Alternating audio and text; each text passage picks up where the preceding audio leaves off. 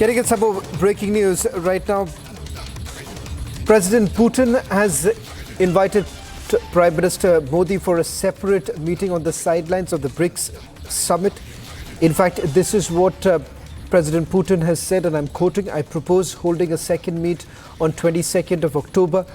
Please send Mr. Modi our warm regards and best wishes. He is a great friend of ours." This is while the meeting that took place between Russian President Vladimir Putin and National Security Advisor Ajit Doval. This comes amidst talks of the proposed peace plan.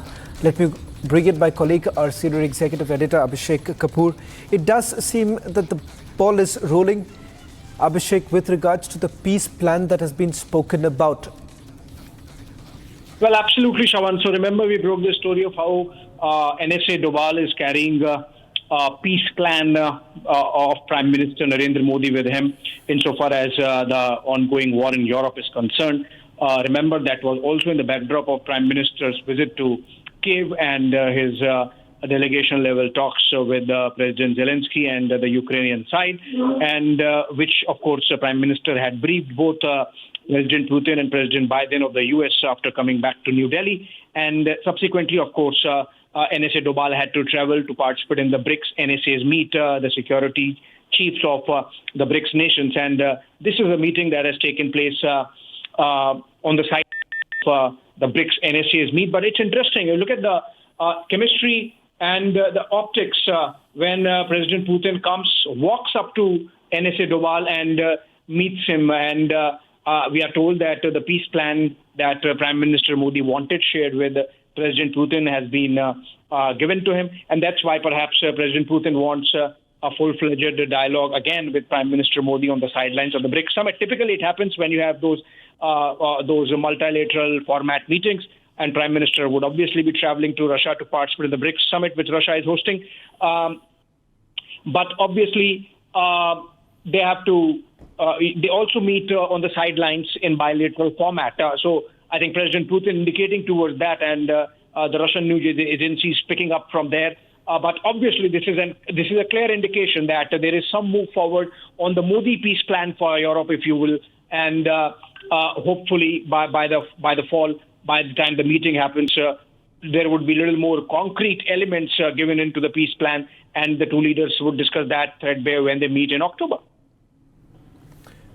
Well, in fact, this also comes at a time when President Putin, Abhishek, has spoken about the fact that that BRICS perhaps could play a pivotal role in the peace talks. How exactly has the Ukrainians so far really responded to the President Putin's remark that he made just about a few days ago? Well, first thing, Shawan, I must mention that just yesterday or day before, when our External Affairs Minister was in Germany, he said it with German Foreign Minister Anna Borbach by his side that there can't be peace unless both the sides are on the table, like the Russians are also on the table. That was a message because there have been two peace summits where Russia has not been invited. So obviously, India's position is clear, and that has been told to the Ukrainian side also.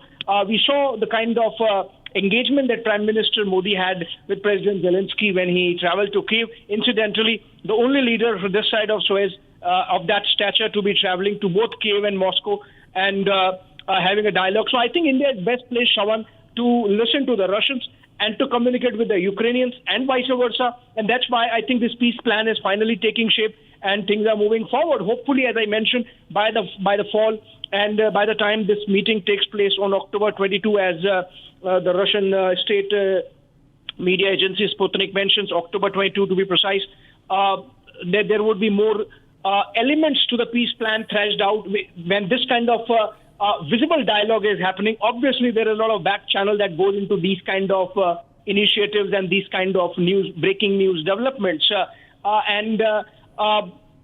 Russians, be it the Ukrainians, we have been even-handed, unlike the West, which has completely stood with Ukraine and sees Russia as evil, or other nations like Iran or Korea or China that are fully backing Russia and not bothered about what happens to the Ukrainians. I think we have had that we have the moral high ground to be really talking to both the sides in terms of peace. Prime Minister happens to be the only world leader who has sat next to President Putin not once but twice, looked him in the eye and said that this is not an era of war, and actually said that the dialogue process should be given precedence and that these issues cannot be sorted in the battlefield. I think a lot of move forward happening finally, and India's contribution also becoming very, very visible. Hopefully, as I mentioned, it would have a more concrete shape by the time President Putin and Prime Minister Modi meet in October.